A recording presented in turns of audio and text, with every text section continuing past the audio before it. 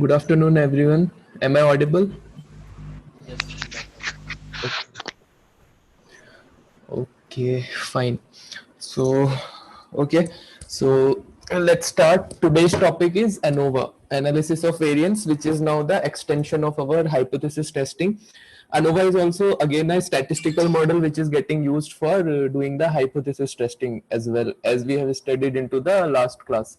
So again here ANOVA in terms of testing it is very simple, but there are few added concepts with respect to t-test, z-tests, so that we need to discuss.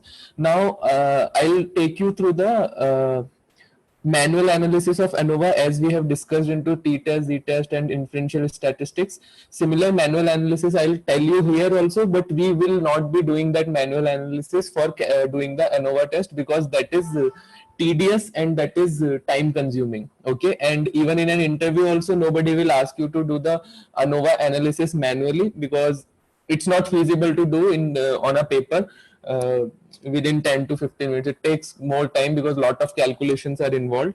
So we will see those manual calculations for our understanding how manually it has been done, but later finally we will be going via the codes only for doing the testing of ANOVA. Concepts we will discuss.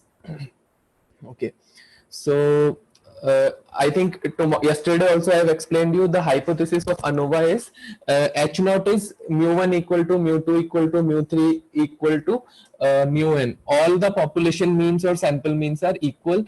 That is no treatment effect, no variation in means among the groups. So basically all the groups are statistically equal. All the means of the groups, all the populations or samples are equal. H1 will be not all of the population means are same, at least one of the population mean is different. So now uh, okay, so now if you will see the hypothesis for ANOVA is mu1 equal to mu2 equal to mu3 and equal to mu n. Now H naught should be mu2 not equal to mu3 not equal to mu n. Can I write the ANOVA hypothesis like this?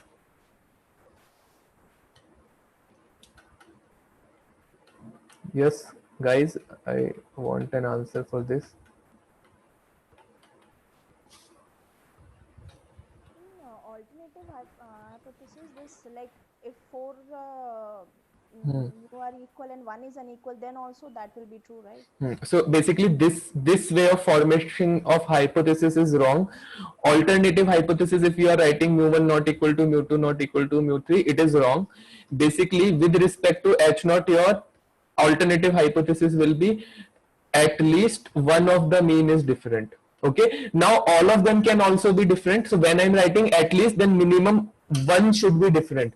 Now two can be different, three can be different, all of them can be different. So this particular case which we are defining here into this HA will be covered up automatically into this particular hypothesis if we will write like at least one of the mean differs. So this is the way to define the hypothesis for ANOVA test. And the best part for this is why ANOVA is extensively used, that there you don't have to break your head for hypothesis designing. The hypothesis will be always constant. Suppose you are having four population, then your H naught will be mu1 equal to mu2 equal to mu3 equal to mu4. HA will be at least one of the mean differ. Suppose if you are having two populations, mu1 equal to mu2 and HA will be at least one of them differing, or mu1 not equal to mu2. So it is very simple to design hypothesis when you are using ANOVA. Actually you don't have to design at all, it is already designed hypothesis for you. And most of the cases when you will be seeing into the market and into the industry, they always talks about more than two population, not only two population. So one of the best way, one of the extensively used model for doing the hypothesis testing. Okay, so now a few of the concepts here. Now another type of distribution, F distribution. So F distribution is the ratio of variance follows an F distribution. The F test, the hypothesis that two variants are equal, F will be close to 1 if sample variances are equal, otherwise it will be farther from 1. Now F distribution is represented by the ratio of sigma square between divided by sigma square within. So now for understanding the F distribution, first we need to understand sigma square between and sigma square within. Sigma square is nothing but the variance. Now variance between and variance within, what is this, that we need to understand. Then only we will be able to understand the F distribution. We will again come back onto the slide once we will discuss the numerical. Okay, so we will discuss it again. Okay, now a simple example I have taken how we can calculate the ANOVA by manual analysis. So for example, you are having 4 treatment groups available: treatment 1, treatment 2, treatment 3 and treatment 4. Now these are the 4 samples you have available. Now what will be the hypothesis, ANOVA hypothesis for this particular thing? I want to see if all the 4 treatments are equal or not. So my hypothesis will be H naught is equal to mu1 treatment 1 equal to treatment 2 equal to treatment 3 equal to treatment 4.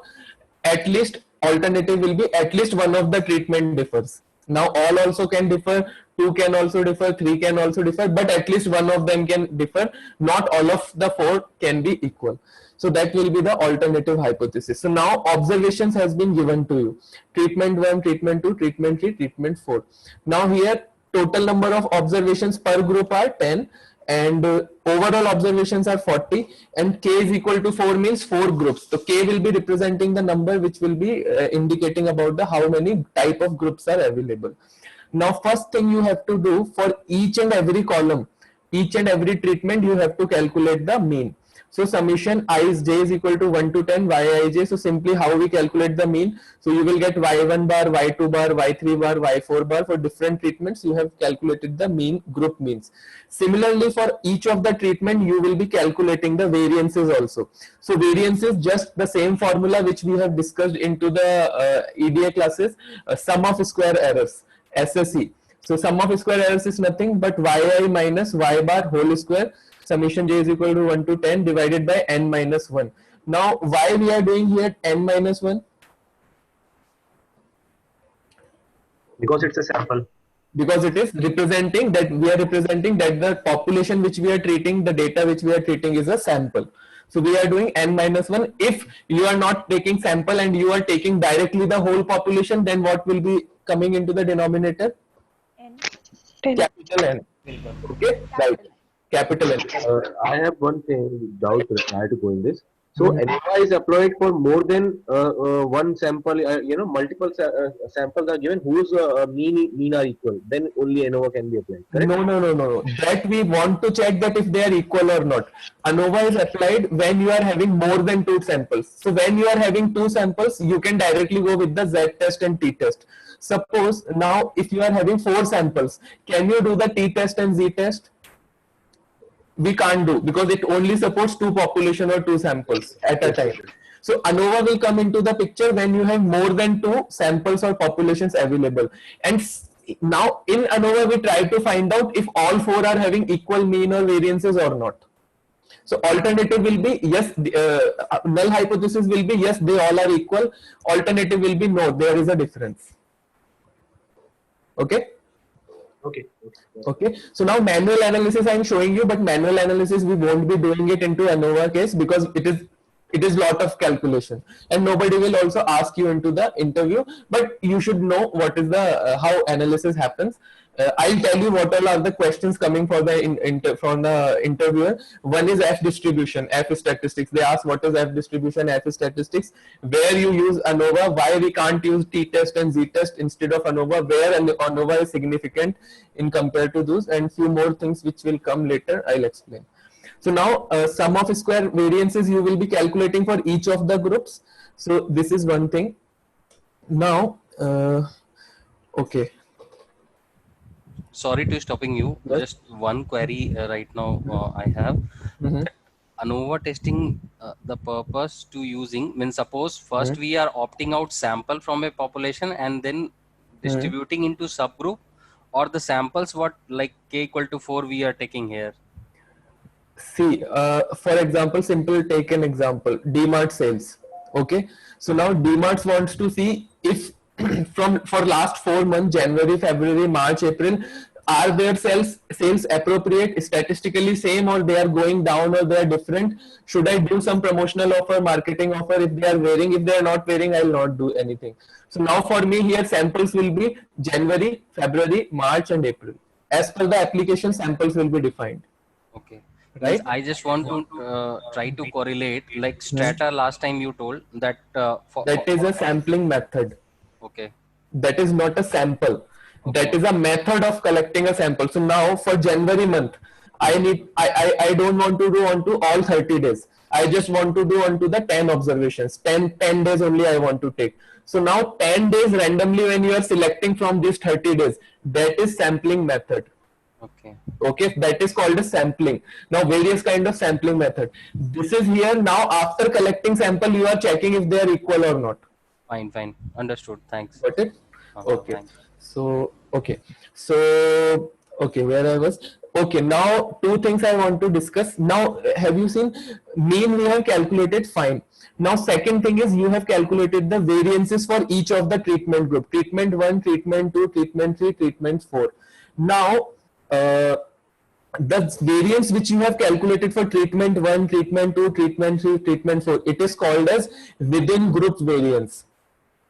Because within the group you are calculating the separate variance. So this particular variance which you are calculating, this variance is called as within group variance. Okay.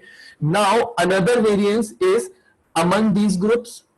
Treatment 1, treatment 2, treatment 3, treatment 4. So now if I take the average of treatment 1, treatment 2, treatment 3 and treatment 4, within these 4 values there will be a variance. Right or wrong? Yes. Yes. That is called as among the group variance or between the group variance. Few books call it as between the group variance, few books call it as among the group variance. Now F distribution is nothing but it is the ratio of between the group variance divided by within the group variance. Okay, so between the group variance will be the variance between the averages of among these 4 groups, and within group variance will be the variance for each of the groups which you are separately calculating. Okay, so this ratio is called as F distribution. Now what it says, the F test, now what it says, if the value of this ratio is near to 1, close to 1, then the sample variances are equal. So what it is saying, if you are getting that F stats value is equal to 1, that means all the variances between treatment 1, treatment 2, treatment 3, treatment 4, all these variances are equal. Okay, there are no difference into the variances. Okay, so this is one thing. Now okay, this is again the formula for calculating within group variance. So now what he is doing here, he is calculating within sum of square variance. Now he is calculating the mean average value and then adding it finally, and you will be getting the among group variances. Okay, now manual calculation also I will be showing you. Now there is one more thing available here which is called as new terminology I am telling you, that is called as grand mean. Okay, now means you have calculated for treatment 1, treatment 2, treatment 3 and treatment 4. Now you have to also calculate the grand mean. Grand mean is nothing but for all the 40 values, what is the mean value. So up from 511, y112, y410, you will add all the values, you will divide it by the number of divided by 40, you will be getting the grand mean. So you have mean here, then you have among grand mean here, then you have within sum of square errors, then you have among sum of square errors, and then these 4 terminologies will help you to identify the overall ANOVA test results, which we will discuss later. Okay, so now all these things which you are seeing now, this is the formula for calculating the grand mean. So grand mean you will be calculating for all the 4 groups. I is equal to 1 to 4, j is equal to, within each group j is equal to 1 to 10, and you will be keep on adding them. Finally you will be getting the grand mean. Okay, now total sum of squares errors if you want to calculate. So total sum of square error is nothing but it is the sum of square variance within the groups plus sum of square errors among the groups. That is the total variance available into their overall system.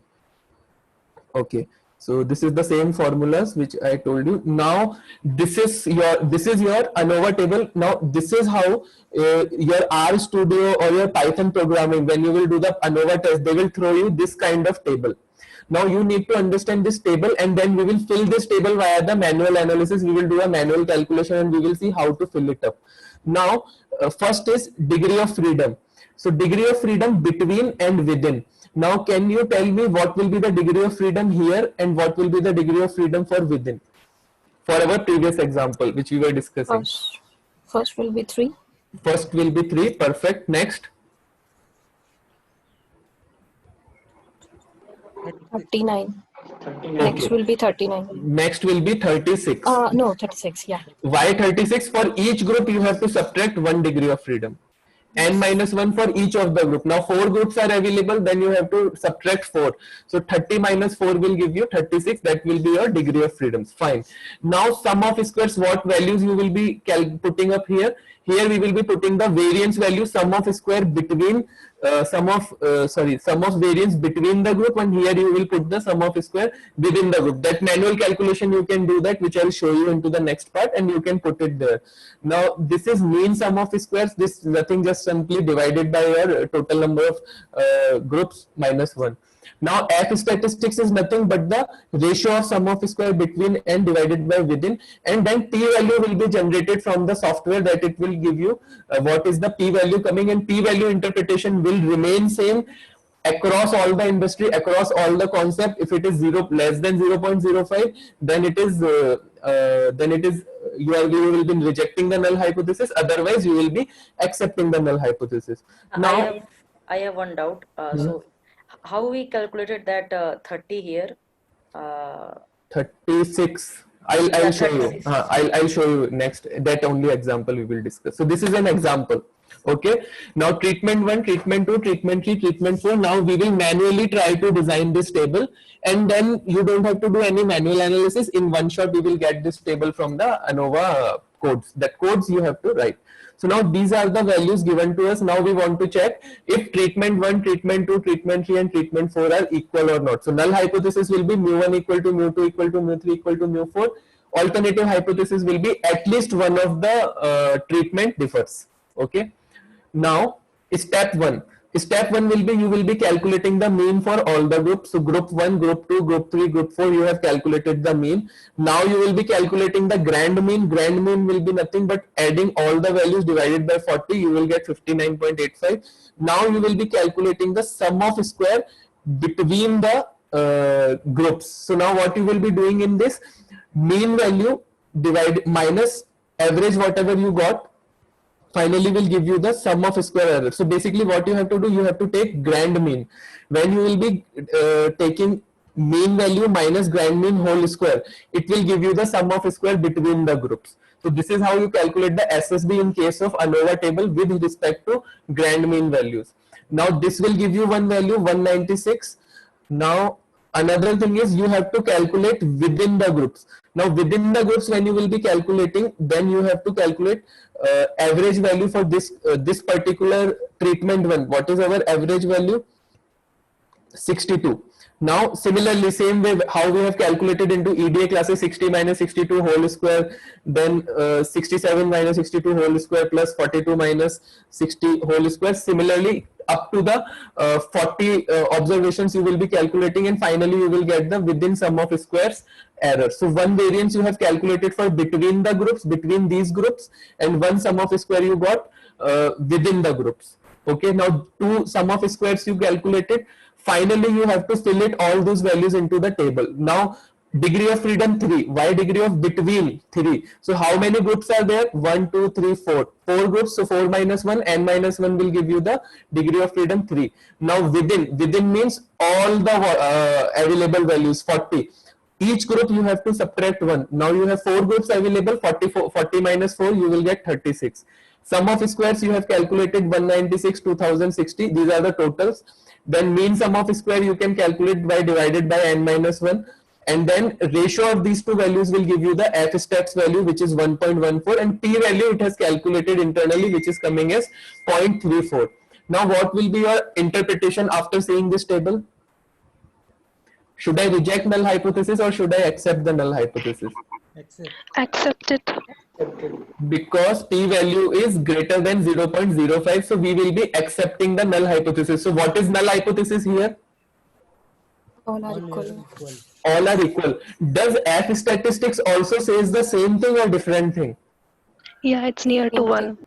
So what does it mean when F stats is near to 1?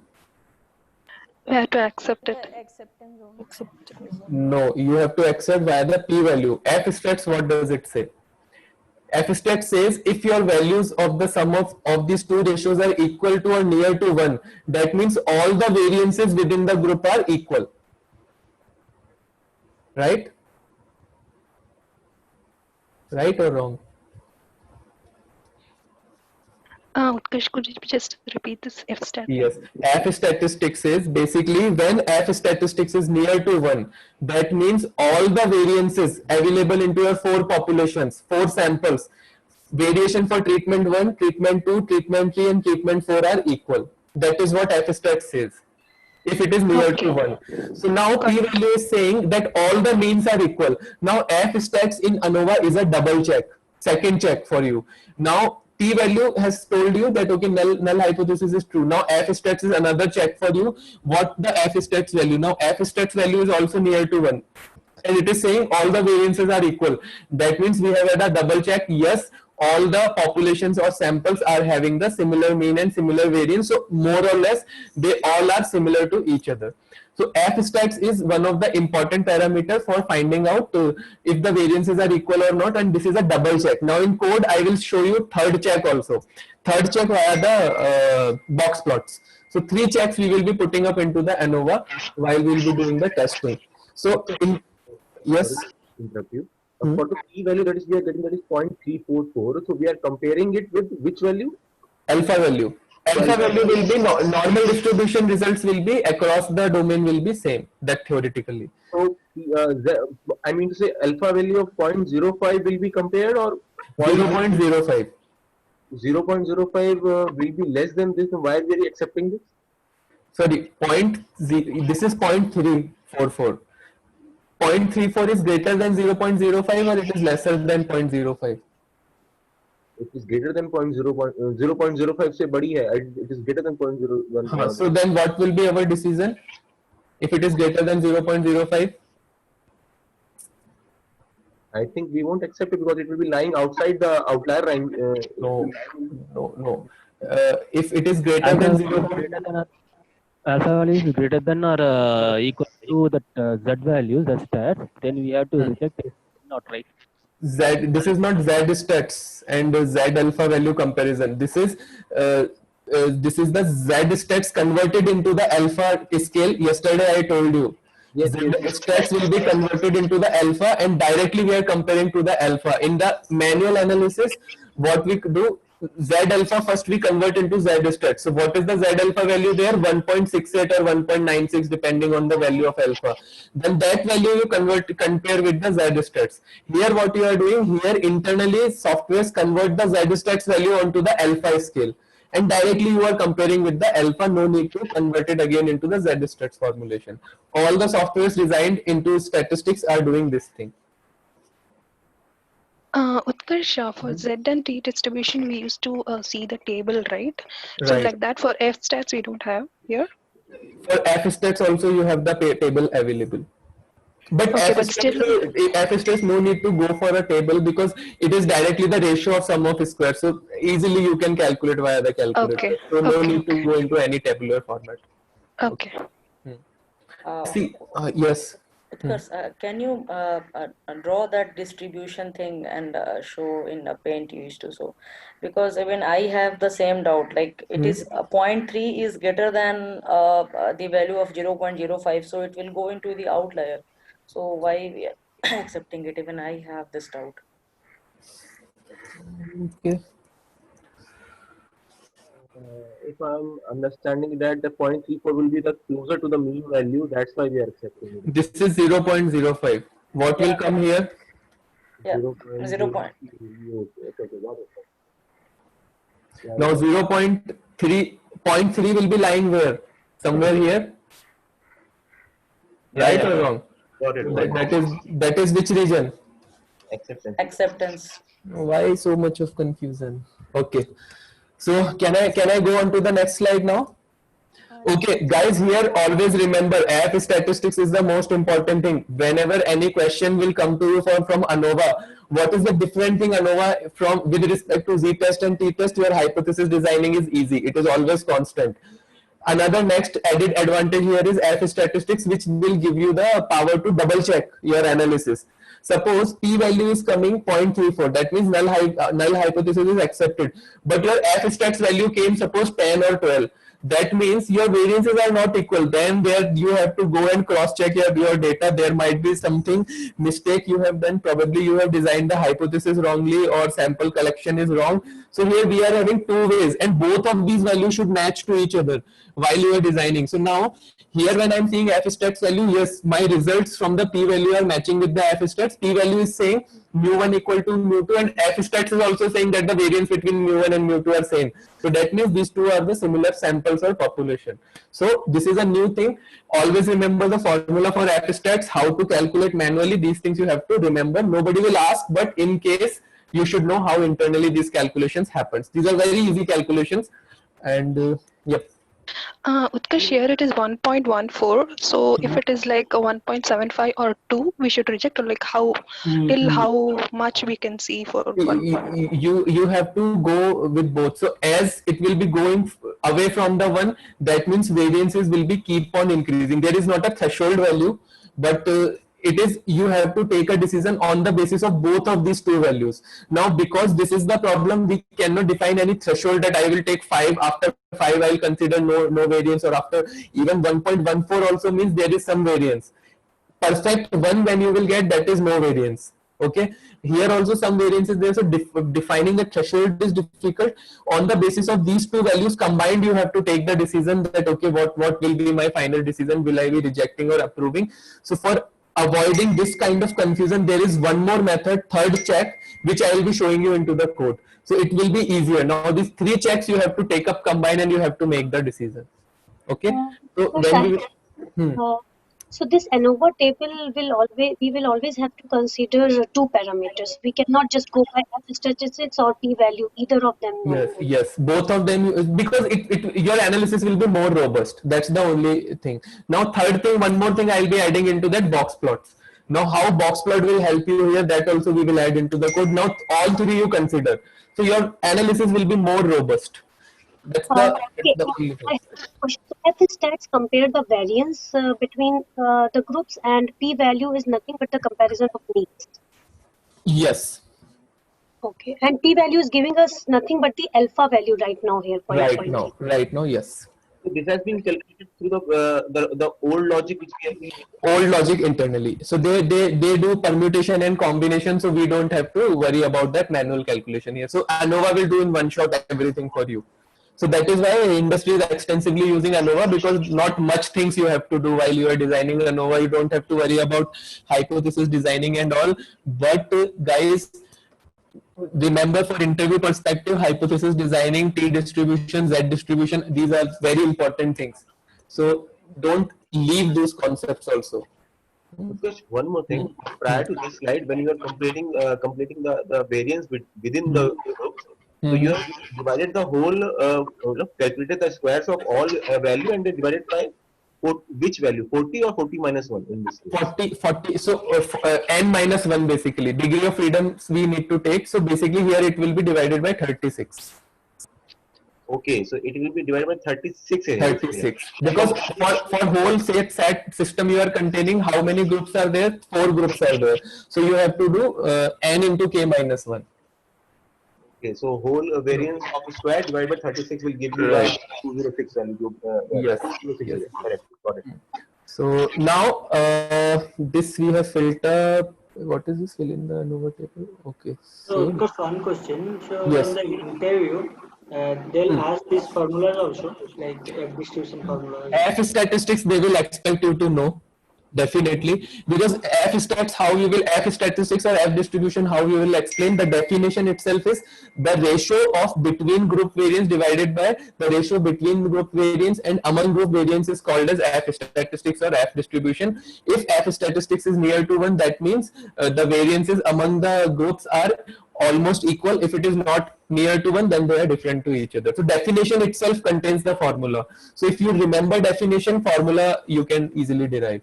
Now formula for mean, it is easy. Formula for sum of square errors, it is easy. Formula for grand mean is easy. Just you need to take care of degree of freedoms. Yeah. Okay. But because these formulas are easy and easy to remember, nobody will ask you to write this formula. But yes, if somebody is going into detailed analysis of ANOVA table or ANOVA, then in that case you can take a pen and paper, and better, if it will be good if you will be writing some equations for them, because sometimes people get impressed via the equations. If you know that, okay, internally this is how actually things work. Because now what happens in Python, you have simple syntax AOV. Now when you will put data into AOV, it will just directly throw you a table. So see where you guys can get the edge into an interview. See, if somebody is coming to me for an interview and I'm asking what is ANOVA, then he's just explaining me that, okay, there is a p-value coming into ANOVA table. He will be able to explain this whole table, but they are not able to explain the behind the scene concepts. Now, why degree of freedom is 3? Why not 30? Many people I have seen into the interviews who doesn't know why this between and within thing. What is this? They only see this p-value. Even they don't discuss about F statistics. They just tell degree freedom. They don't know why it is 3 and 36. They don't know from where sum of squares are coming, why we are calculating F statistics. So these are the things which can give you an edge into an interview. So okay, everybody knows, because everybody runs ANOVA table, everybody know how to draw it, but what is the concept funda behind it? If you will be going into the manual analysis always while discussing the things, people will be more impressed. Because codes, again I'm telling you, codes are one-liner for everything. So codes, nobody is giving much importance into analytics domain. If in any interview you are going or your friends are going and they are telling you that they only asked me to write the codes, that means the interviewer doesn't know himself statistics and machine learning. So that is why he is asking or she is asking you the codes only. So that is also a problem into the industry, because you will not get many people who knows analytics and ML. Lot of people are moving now into this industry, so those things you have to take care. Just a tip for interview, like you can, I personally get impressed if somebody go and start telling me, discussing with me, okay, this is how F stats. So I like those things. Okay. Yeah, it's more clear. Okay, so R square. Okay, this is now we are entering into the machine learning area also with R square. So R square is basically the ratio of SSB divided by total sum of square. Now the amount of variation in the outcome variable, that is dependent variable, that is explained by the independent variable, is called as R square. Now this is again an interview question. What is R square? R square is the accuracy parameter, measurement parameter, which is we are using into regression algorithms. So more detailed outputs I'll be giving you into the regression, but let me make you understand what is R square. And in that, R square in regression programming came from ANOVA. Okay, so now advanced version of ANOVA is regression. So few people call regression as a statistical model. Few people call regression model as a machine learning model. I call it as a machine learning model because it do the predictions. So anything which does the predictions for future will be called as machine learning models, but still there is a fighting going on between statisticians and machine learning people that where to put this. So I'll just give you one example and try to explain you what is R square actually, bigger picture, layman terms. Because many times in an interview, people will ask you, can you explain what is R square to a layman? Can you explain what is random forest to a layman? So who doesn't know anything about ML and Python? So they do that. So they want to understand. You are just not learning the definitions, you know the concept behind it. So let me take an example. I'll take our favorite example. I'll take number of year of experience and salary. Okay, this is my favorite example. 2, 3. Suppose salary is 2 lakhs, 2 lakhs, 2 lakhs, 3 lakhs, 3 lakhs, 3 lakhs. Now this is the this is called as training data. Okay, why it is called as training data? Because now I am showing you this data and you learn this data, you make the relationship into your mind. What is the relationship between experience and salary? Now what is the salary of a 2-year experienced person? If you have to predict now on the basis of this data? 2 lakhs. 3 lakhs. Now in this case, my model R square value will be 100%. Okay. Now let me do one change. Suppose 33 and suppose 43. Okay, let it be 33. Suppose 22. Now, for a 2-year experience, what will be the salary? And for a 3-year experience? 2 lakhs. 2 years would be 2 lakh. Well, it will be 2 lakhs. Why you are not considering these values? These are Outliers. These are outliers. Now, in this case, perfect answer, outliers. Now, in this case, the R square value of my model will be 90%. 90%. So, example I am giving you. Okay. Now, what is happening here in this case?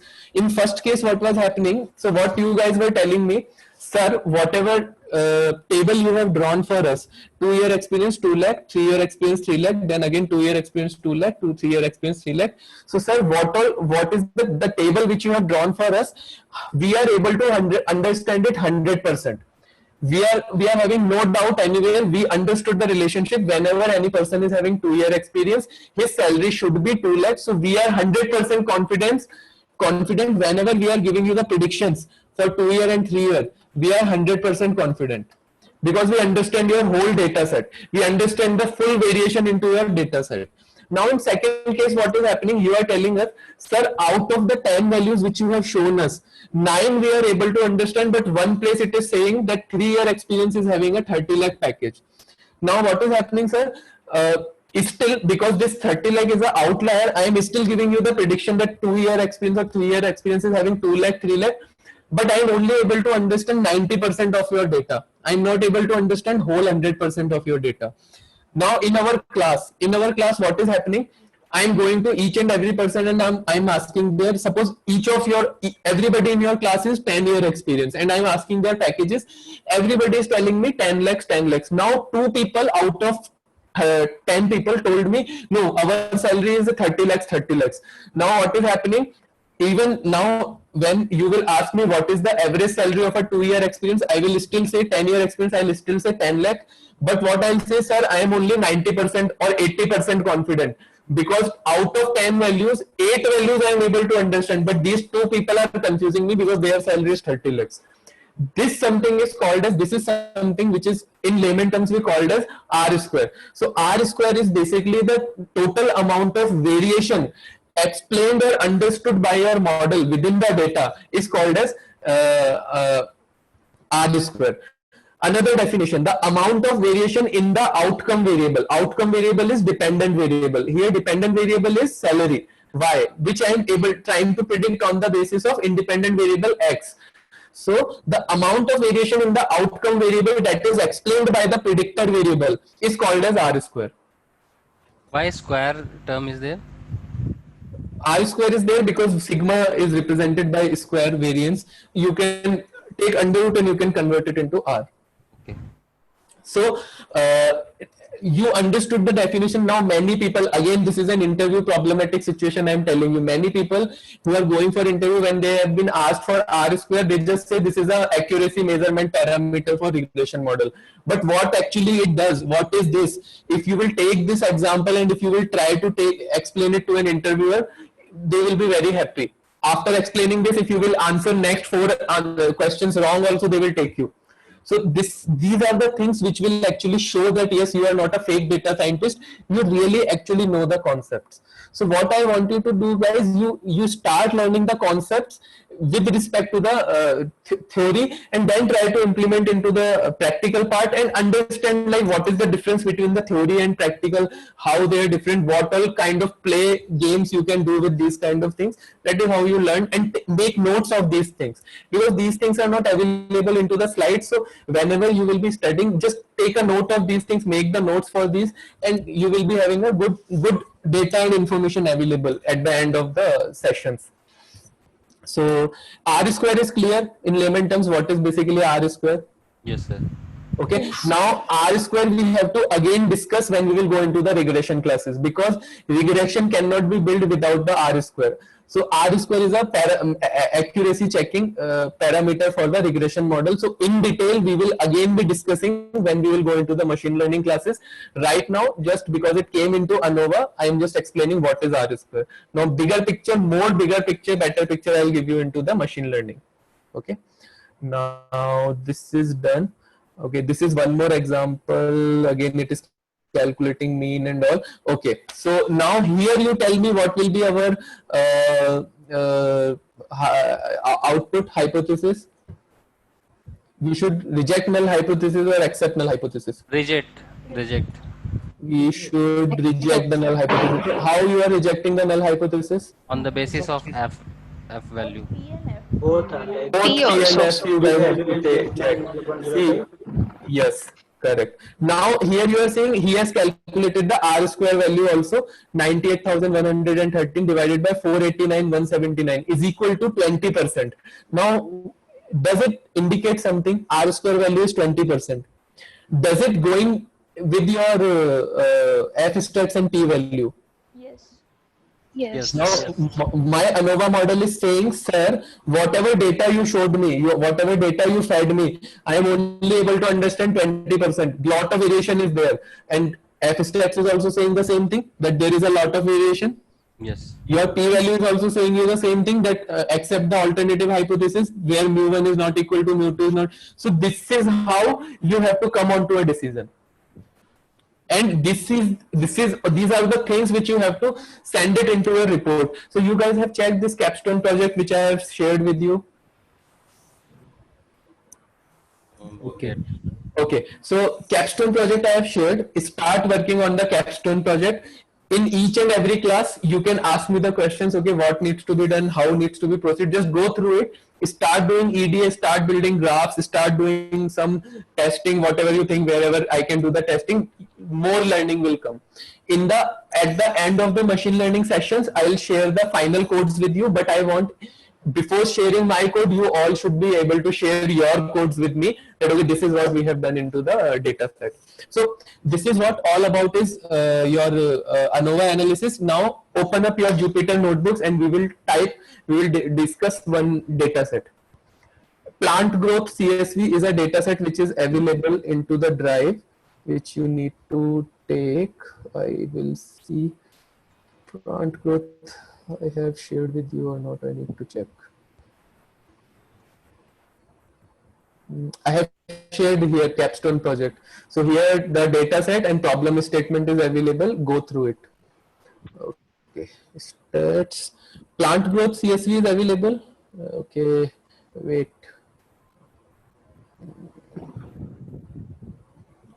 Just 1 second. Let me search plant growth CSV.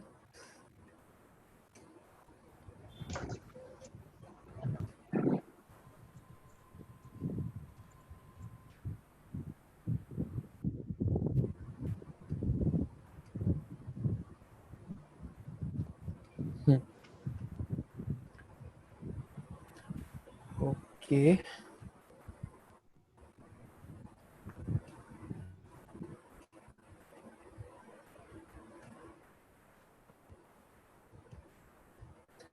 Okay guys, so I have shared this plant growth CSV file. Are you able to see it? You will be getting it into your drive, shared drive.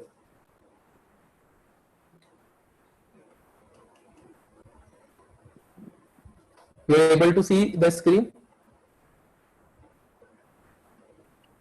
Your screen we are not seeing. I mean, I am not able to see at least, but plant growth.csv is there. Nobody is able to see my screen? Yes, we can see. You can see, okay. Now, plant growth CSV, this is the file. So this is a file where they have noted down the weight of the plant. Zoom interface is coming. Yeah. Zoom interface is coming. Okay. Yeah. Share screen. Okay, I'll share whole desktop. Now? Yeah, we are able to see. Yes. Okay. Now, there are two columns, weight and group. Now what is happening, they have noted down the weights and they are noting down that what kind of treatment they are giving to the particular entity. So 4.17 is the weight for group control. Then similarly you have group treatment 1, then you have group treatment 2. So they are giving some treatments to different set of people or entities. For example, one treatment is control treatment, another is treatment 1, another treatment is treatment 3. Now these 3 treatments are available, and now we want to check if they are similar treatments or they are different in nature.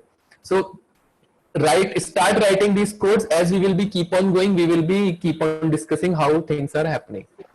Okay. Now what will be the ANOVA hypothesis in this case?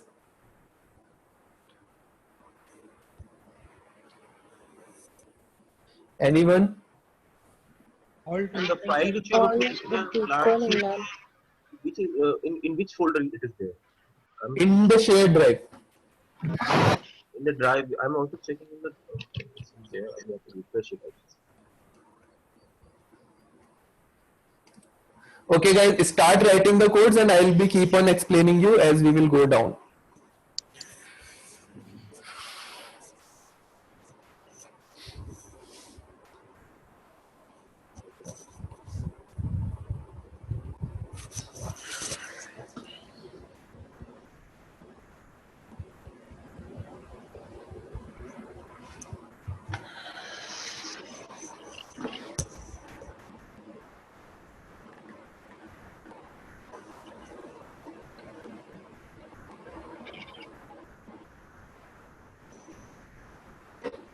So, Utkarsh, on theory part, I see the plant growth CSP, we will automatically, or ANOVA, we will automatically categorize them into 3 samples: control, treatment 1, treatment 2.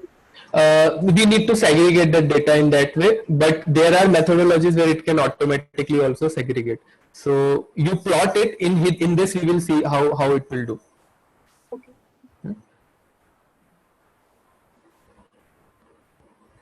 See here in this line, if you are seeing now, we are doing that thing only.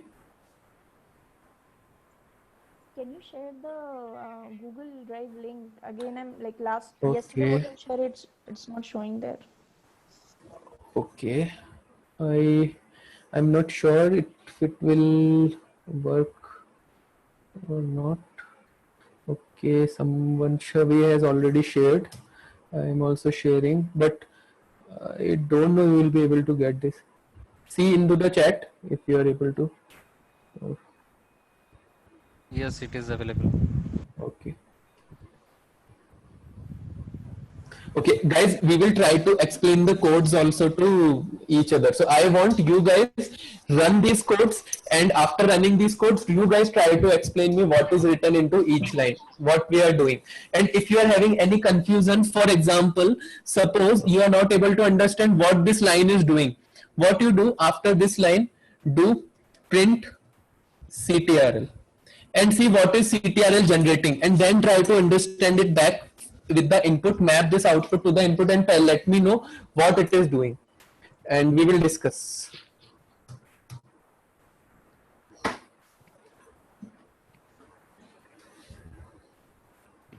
Okay, so box plot, this is directly matplotlib function, box plot, which is by default available into your Python, and this is a box plot function available into Seaborn library. So if you like Seaborn library, then any of the box plot you can use.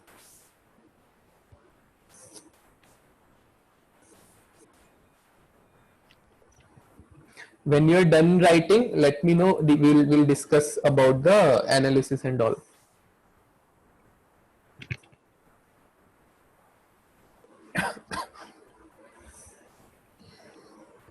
And one more thing we will see today into ANOVA, that is called as for example, suppose we are having 100 samples available.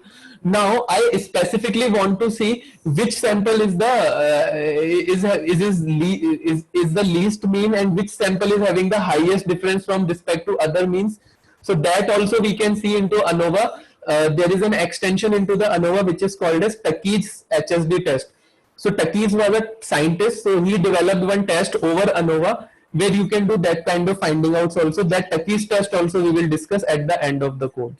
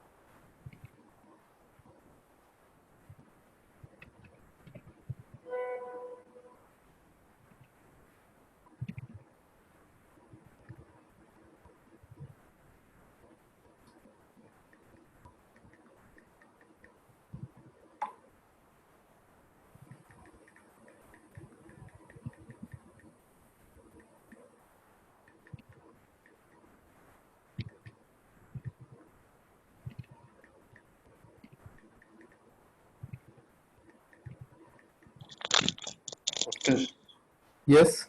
I have doubt. From this values only we'll be able to say, right, whether the means are equal or not. Why we need to do all this calculation? Sorry, what you are saying? From the samples in that ANOVA example, we were giving four samples, right? For? Yeah, from there on, 1 minute. From there only we'll be able to understand, right, whether means are equal or not. From ANOVA table you are saying? Yeah. Yes, correct. Then why we need to do all this calculation? Because I want to be sure with my analysis. I will check p-value, I will check f-stats, I'll check now box plots also. Okay, so this calculation is not required, you mean to say? When any that kind of ANOVA related analysis will come to you, nobody will tell you that you have to do the box plot checking or you check the f-stats or you go via the p-value. It is your decision. You will only get the data. Now, if you are plotting box plots, you are not plotting, that is up to you. But what happens if I plot a box plot? This is the real-time thing, my personal experience I am telling you. Okay. Benefit of box plot is basically when you will show these results to your higher management or CEO, CTO, CXOs, they don't understand what is p-value. They don't understand what is F statistics. They don't understand what you are talking about, sigma square between and sigma square within, when it is near to, when the variances are equal. That is why I am saying this is happening. Rather, what I'll do, I'll just show them this graph. Sir, this is the distribution of the data for your three populations, and my results and analysis are also showing that these three are not equal. And if you will see into the graphical representation is also saying the same. So visualizations are always coming into picture when you are going for the client and customer interaction and all those things. Numerical interpretations are for your use. So both of these things you should learn. So the highest paid people into data analytics domain are the people who are best into PPT and communication skills, not in data science. The highest paid people into data and who are good into storytelling. So how I told you the story for R square, that kind of storytelling, the people who are having good PPT skills, the people who are having good communication skills, they are the highest paid people. But I am not the highest paid as of now, but thinking I'm trying my best. But that is what is the thing into the domain. So as many as things you know, better will for you in the future. Now it's up to you what kind of roles you want to target. Suppose if you are targeting a consulting role, in consulting roles you will be definitely requiring the visualizations, because consulting is something where you have to always you will be always showing the results to someone. If you are going as a machine learning engineer, then probably it's up to you, you can skip this part. So that is how it is happening. But as in the industry, nobody will come and tell you that no, you have to do this. Nobody will be telling you ever that how to do something which you have to do analysis. It's up to you totally how you want to go as per your understanding. Even I am also not stopping. As you want to proceed for capstone project, you can. Now you know all the concepts. Now it is your will how you want to use them. Now when you will do capstone project, more clarity will come to you. Okay, these kind of things I can do, this is how I can play. So start exploring capstone project. I'll recommend to everyone from this week onwards, you start working on that, and we will be keep on discussing about that, your analysis and all. Yeah, thank you. And for us, it is a triple check now, f-stats, p-value and box plots also. And Tuckey's test also will, Tuckey's test results will also, we will be able to map via the box plots. So box plots are having lot of applications and advantages while we are working into the analytics industry. And nowadays, these IIMs and MBA institutions have started teaching box plots at least to their students. So I'm seeing lot of people from the BCom and MBA background, they know nowadays what is box plot. So life is easier for us in those terms. That EDA Titanic is that capstone project? Sorry? That try he had shared a file, right? EDA Titanic. Right. No, not EDA. You have shared? Oh, I have shared. That is an example I have shared for EDA. Like this is also a way of EDA by only using graphs. It doesn't matter that you will always be using the analytics techniques. Via the graphical representation also you can do the EDA and take some insights.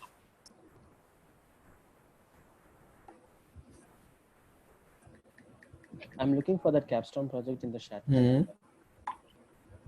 What is the name of? Exactly, what is the name?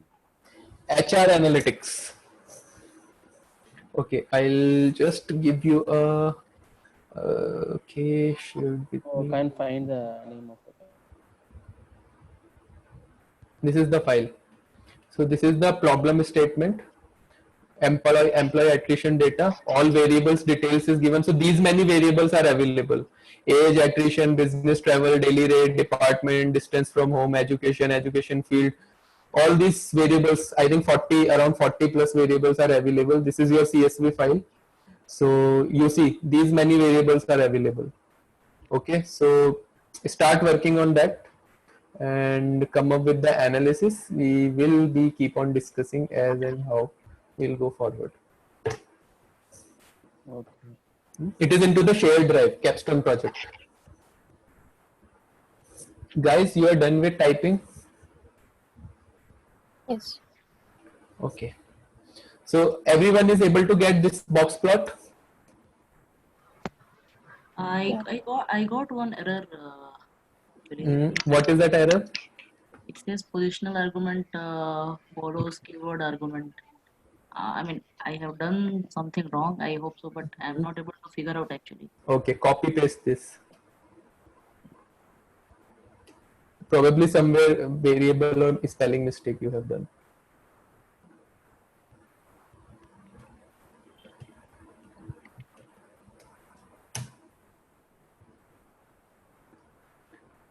Okay, so path you change. That path is given Ubuntu path. You change it to your Windows path. Yeah.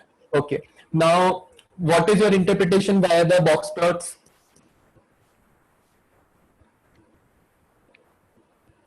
So for control, treatment 1 and treatment 2, we got the box plots for the weights. Now, what is our interpretation? For the group 1, the weight is between 4.5 to 5.5. For group 2, it is a little bit lesser, like 4.25 to 4.75. And that last group it is higher. So all three groups are actually dissimilar to each other. Yeah. So let's see what our ANOVA test says. Is it also saying the same thing or different thing? F-stats or ANOVA? I don't know why twice it has plotted. Okay, guys. Now here one thing. This is the stats model library where you have the ANOVA function available. Okay, ANOVA syntax available.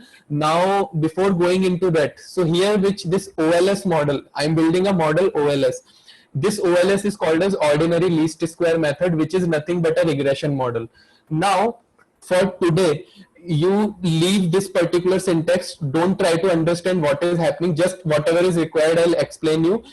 You will understand this properly when we will go into the regression class, because this is a regression model we are creating here. As of now, for your understanding, I am creating one model where I am saying to my system that create a relationship between weight with respect to groups. So weight with respect to groups is basically when you will go into plant.csv file. So basically you have two columns, weight and group. So I am telling that you map weight with respect to group. So when you are saying weight with respect to group, then what is happening? Weight is my dependent variable, group is my independent variable. So I want to predict weight with respect to the group. And data is basically data. Data is basically this particular thing. Here you have declared this data file. You have read this data frame here. So I'm passing this data frame and I'm telling that make a model, make a relationship between this. Now more detailed analysis about OLS we will be having into the regression. Now finally, when this relationship you will build, this relationship you will be passing into the ANOVA model, and ANOVA model will give you the same table which we have seen into the slides. This is the same table which we have discussed into the slides, and you can do the interpretation now.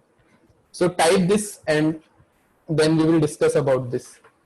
and then we will go for a Tucky test.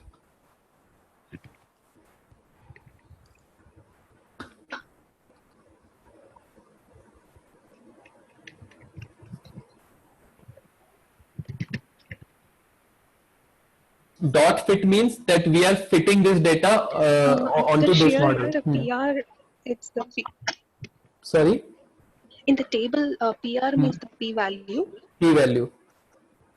Okay. Yes. And Utkarsh, this D value equals to 2. What does that mean? Sorry. So we are having multiple type of ANOVA test available, type 1, type 2, type 3, type 4. So this kind of test which we are doing, so basically this is a type 2 test. Okay. So different scenarios we do the different types of test. Type 2 is the test which is industry is using heavily. So you have to always make this parameter as type is equal to 2.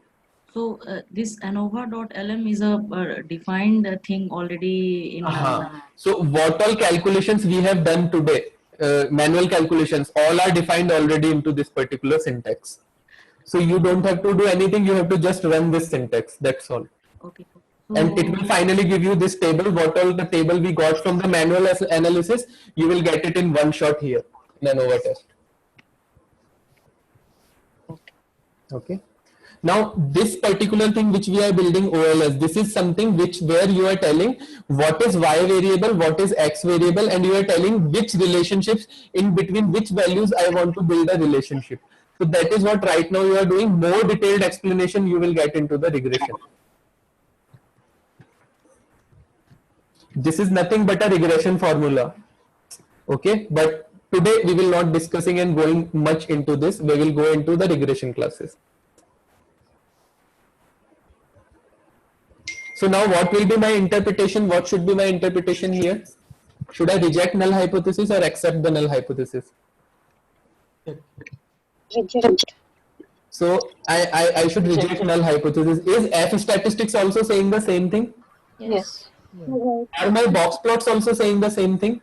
Yes. Okay, so triple check now. Okay, so are you done with this particular method? Then we will go to Tucky's test. Just a minute. Yes. So On top part of code, you are getting 2 graphs, box plot. Yeah, for me, I think some issue happened. Twice it is plotting. It should plot only once. I did multiple times. I don't know why it is plotting twice. For all of you, it is plotting twice or once only? Just once. Then it is good. For me, but I don't know, some issue. So the code which we have written about control groups is that required before getting this AOV table, or that was something else? That is for plotting our box plots. So if you don't want to plot the box plots, then it is fine. If you want to plot the box plot, then you have to segregate the data, because each and every box plot will consume separate data. That is why we have done. So box plot, anyways, we can draw without those lines of code. You can drop it down, yes. Okay. But for showing you now visually also, I am able to prove these F stats. See, whatever we have discussed here into the numbers, I am able to prove you into the visual format also. That's the only thing. I have plotted, but you can always drop it. No need to do it. No, I'm not talking about this code. This is necessary for ANOVA test. I'm talking about the code which you have written above. A, capital N, small n. Where? Yeah, where is this getting reflected? Or we will use it later? No, this actually, when one or two syntaxes are useless, we don't have to use it. That I have written for using it into the manual calculation. I was planning to design a manual calculation for that, then I dropped that idea because anyways nobody asked that manual calculation. So you also need it. Just go with this ANOVA test directly. Now guys, Tucky's test. So you do the Tucky's test, then we will discuss. Write the Tucky's test. Tucky's test is again available into stats model library. So Tucky's test, you have to pass two variables, X and Y. You have to tell which one is X, which one is Y. And then when you will be printing the results, you will get this kind of table. Now if this table you will see, you are seeing comparison, control and treatment one. mean difference is 0.37. Control and treatment 2 49%, treatment 1 and treatment 2 86%. So it is saying treatment 1 is differing to treatment 2 by 86%. Now let's see box plot. Is my treatment 1 and treatment 2 is having the maximum difference comparatively? Yes. Yes. Right? Now treatment control and treatment 2 are having 49%. So control and treatment 2 are having 49%. Looks like that approximately. Yes. Yes. So this is where your box plots will help you to understand visually what all information you got from the table. So Tukey's test will also help you to find out, and Tukey's test will only give true for the maximum difference population. So now as many as population or sample you have available, Tukey's test can tell you which one is having the largest difference, which one is having the least difference. So this Tukey's test also, remember, will be asked to you into an interview. So if it is asked like this: suppose if I want to find out which population is having the least mean and which is having the highest mean, so this Tukey's test is the answer. So do the Tukey's test also along with this. What is lower and upper? Lower and upper, it is basically calculating the distributions, normal distribution. This you don't have to see, you have to just see this mean difference. So this is the internal analysis it is doing, what is the lower threshold, what is the upper threshold, and mean difference calculation. We have to only see this mean difference. Okay. So Tukey's test is usually like to see which sample is having the best variance, highest variance. Highest variance. Highest, least, all the things you can see. Now if you will talk about least, control and treatment 1 are having least. So control and treatment 1 are having looks like least, yes. Comparatively these two are having the least variance between them. But all remaining treatment 1 and treatment 2 are having highest, then second highest is control and treatment 2. So this is how we do the reading of Tukey's test. But this reject is basically the hypothesis. So hypothesis rejection, true is only coming for the highest.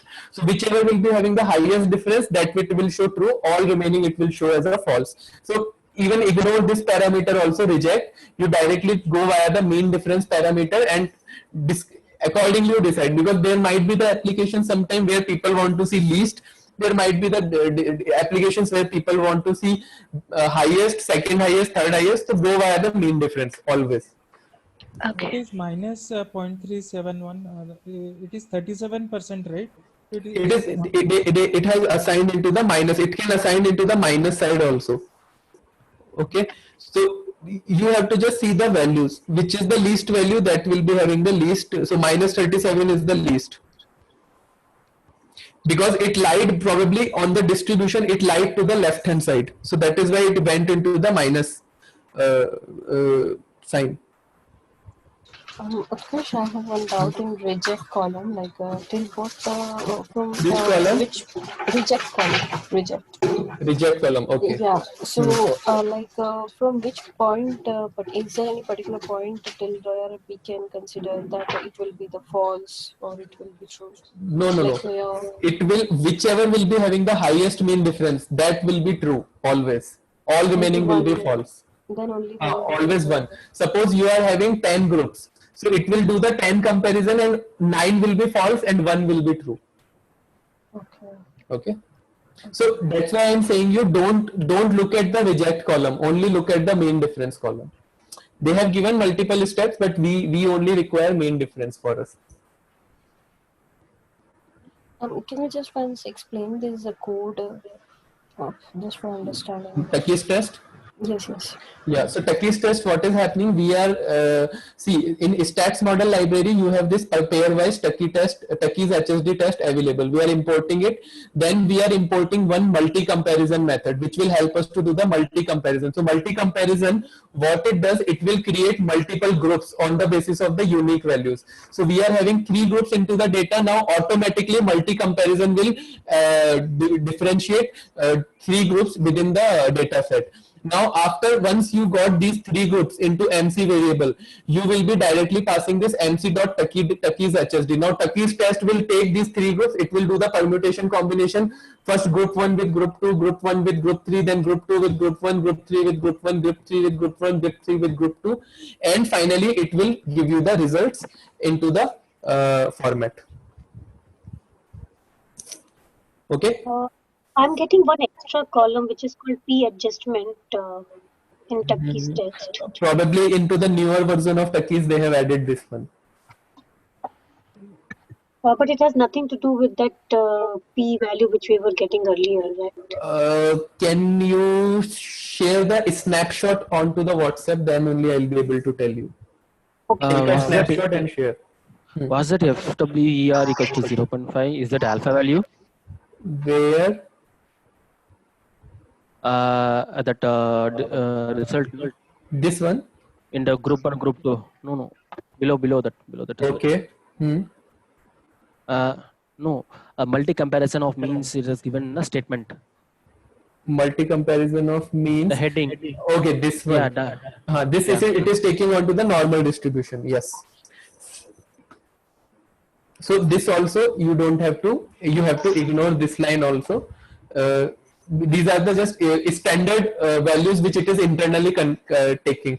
See guys, always remember, every statistics, every machine learning model and statistical model, they are built up on the assumption of that your data is always following a perfect normal distribution.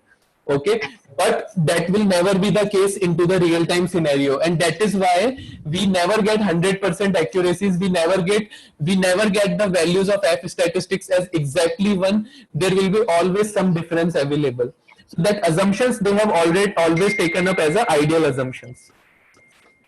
What can we find out from the result? That control 1, tier 1, tier 2 is been displayed as finally the last line.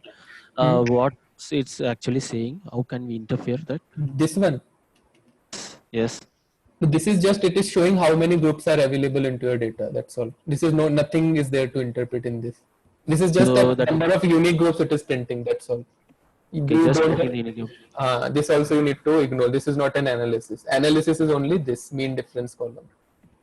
Okay, I thought that control 1 gives the most values. No. It is just showing you that these are the 3 unique variables groups are available into your data set. Now you will be having 10, then it will print 10 there. Okay. So mean difference value is R square. Mean difference value is R square. Where is mean difference value? Mean difference value is not R square. R square is nothing to do with the Tucky's test. Tucky's test is giving you the difference between the 2 groups. How much is the variance difference between the group 1 and group 2? Okay.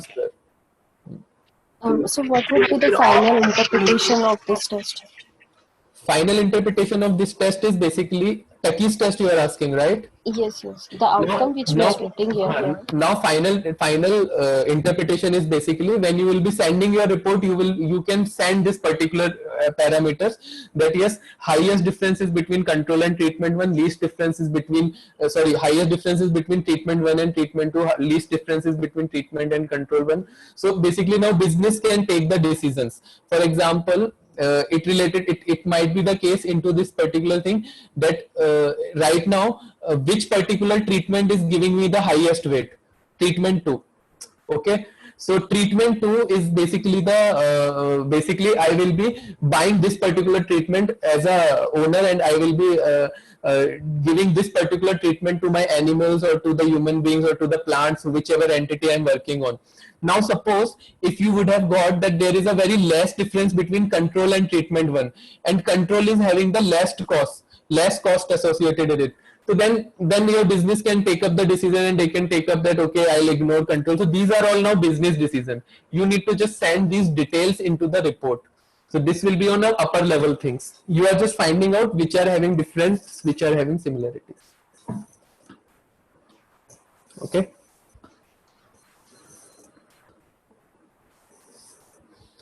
So everyone is done with writing these particular codes. So if you have to opt, you will be choosing control and treatment 1 only. That's the least difference of 37%. Correct? You cannot decide that. You are not a domain expert.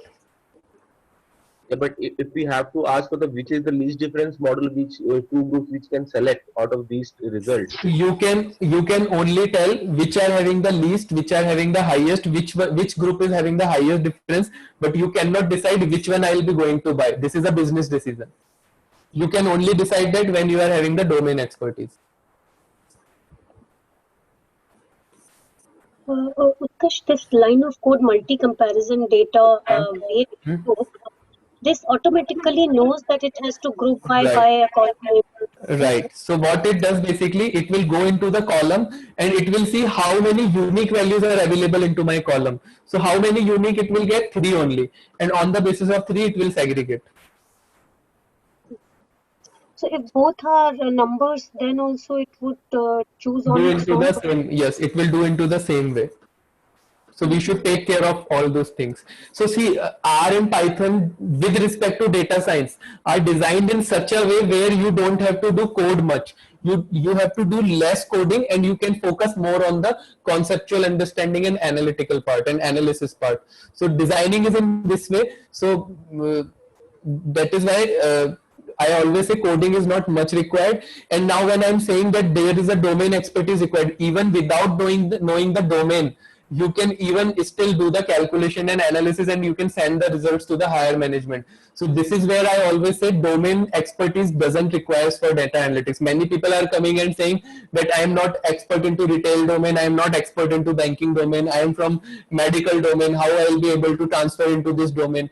Domain expertise is not at all required. Finally, if data is coming from retail, data is coming from health, data is coming from banking, for you finally it is a data. Doesn't matter from wherever it is coming. You just have to apply your statistical technique. For you it is finally numbers. Also, we have not used pairwise Tucky HSD, or is it used in the background? We have not used pair for first import. No, this Tucky HSD we are directly using. So what happens when you will import this particular pairwise Tuckies? So what will happen internally? It will call all the functions. So directly I am calling this function into this library. So in the environment, this function will be available once you will do the import of this library. Okay. With respect to the code front, do we have to look for anything else also, which have been, you have been given in the codes from the last session also and from this session also? Because these Tucky's tests and these syntaxes are new to us. So do we have anything else also? No, no. See, no. Why I'm saying no? Because see, what is happening? You just have to understand the concept and the application part. Now, few of the concepts, few of the things we are not interested. Okay, how they got designed, who designed that. We just want to understand the application part of it. Wherever concepts are needed, that we can define. Wherever we will discuss the concepts. So here, no. As of now, you don't have to study apart from anything else from Tucky's test. So similar to Tucky's test, different people have developed different type of tests for doing the same things. So when you will do Google for finding out, okay, how I can compare the means and all, you will get hundreds of tests. Wilkinson test, Wilkinson lambda test, Tucky's test, Tucky's HSD test, lot of tests you will get. But it's not feasible for us to learn all the tests. You know the concept, just learn one or two tests and just keep it with you and always use those particular tests whenever you are doing the analysis. Similarly, I told you t-test, z-test, lot of tests are available. Different libraries are having different names and different tests. Now boxplot itself. So this is one boxplot. Then in SNS library also give you boxplot. How many syntaxes you will remember? There is no way to remember all the syntaxes. Plotly library is there. Plotly library is having their own boxplot. So lot of ggplot libraries having their own boxplot. So only conceptually you remember, then finally whichever kind of boxplot you want to plot, search it from the Google and you can plot it. But no need to memorize all the libraries syntax. Utkarsh, can you check the chat box and pasted a code? Is that okay? Which chat box? Sorry. Group chat box. Okay, group chat box. This is the same code. This one. That you can't see. You are not able to see. I am able to see. Oh. Z distribution. For Z distribution, you have designed this, right? Yes. In the hypothesis defining, I defined like h naught equals to h. Hello? Yes, I'm listening. Yes. in hypothesis designing, how we can fix it as h naught is equals to mu is equal to mu1. How we can define that in that codes? Okay, I no, don't no, know. that you cannot define it in the code. That you have to always define onto the pen and paper. That hypothesis has been designed by you. Systems cannot design those hypotheses. Okay, Okay. for that hypothesis calculation you have to design. Okay, Okay. so nowhere, whenever you will be seeing any codes, even in ANOVA, we are not able to define any hypothesis within the codes. We will only be able to define the calculations for that hypothesis. Hypothesis designing will be always done by you. Okay. Okay. Fine. Okay. Yeah. Is it fine? Or we had If that no, this is not what I want. No, no. Where are the calculations here? calculation of just statistics. Z stats equals to sample underscore mean is there. No, you have just no. See, what should happen actually, I'll just tell you. See, suppose hypothesis testing, okay? Control C, Control V. Now when I'm writing hypothesis testing, okay? So what I want to do actually, I'll pass these values. So I'll pass mean is equal to suppose 44, okay? Okay. Now standard deviation, I will be giving these inputs. A standard deviation is 3.4 minutes, our last class example. Then n I will be passing as suppose 49 values, for example. Okay. Now test type, for example, I am passing is equal to test underscore flag, something we will say it. I am passing, I want to do t test. Okay, I am passing like this. I want to do t, or suppose I want to just write t. That's all. Either I will write t or I will write here z. So I am writing here t. Okay, and okay, these many things. Now when I am or you got it. Now I am passing one more parameter. Alpha is equal to. So alpha I am passing 0.03 or 0.03. Now when I am executing this particular functionality, it should tell me finally should I reject the null hypothesis. Output should be after execution of this, reject null hypothesis or accept null hypothesis. Like this, you give me the output. You got it now how I want to. Now when I'm writing here test flag t, now what you have to do, degree of freedom should be n-1. So that calculation should come into your function. I'm not responsible for that calculation. So your function should do that. Now you do z test, z alpha, what all values you want to define it. Finally, I should get this kind of output. Okay. Fine. Okay, I got it. Okay. I had passed another function. Like that you said you have to get the input from the user. I had defined it like that. In that I didn't mention about that t value for degree of function. I didn't mention. Okay. I have to mention it. You send me the IPYNB file. I'll check it on that, because here copy paste I have to segregate it. So settled file you send it to me, because chat then I have to do indentations. So, yeah, I already did in your WhatsApp.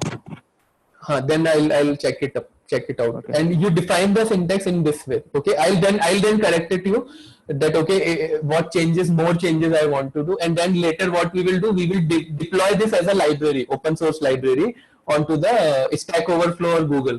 So now anybody wants to directly do these tests, they will just import your library, and after importing your library, they will just finally directly like this syntax, they will put the inputs and it will give them the output. Fine. Okay. We'll do that. Okay. So yes, guys. So this is all about ANOVA, and I'm giving you 10 minutes break. And after 10 minutes break, we will come back. So we will come back at 2:10 and we will start again. Next topic, or if you guys have any discussion points, doubts from the last classes, we will take up that. Otherwise, I'll start some concepts of probability for half an hour. Or rather, if you have doubts, then I'll not take probability. I'll start the doubt classes for you. Some things we will discuss. Actually, I have doubts in ANOVA. Can you explain me 1 second from the top, ANOVA, after the break? Yes, sure. No problem. We will discuss after the Okay. break. So you can collect your all other classes doubts also if you have any. Or we can probably then go with the doubts. Probability we will start next week. Now, one more thing is pending for you, which is called as ANCOVA, analysis of covariance. Now, ANCOVA is nothing but it is a combination of ANOVA and regression technique. ANCOVA itself is not a syntax.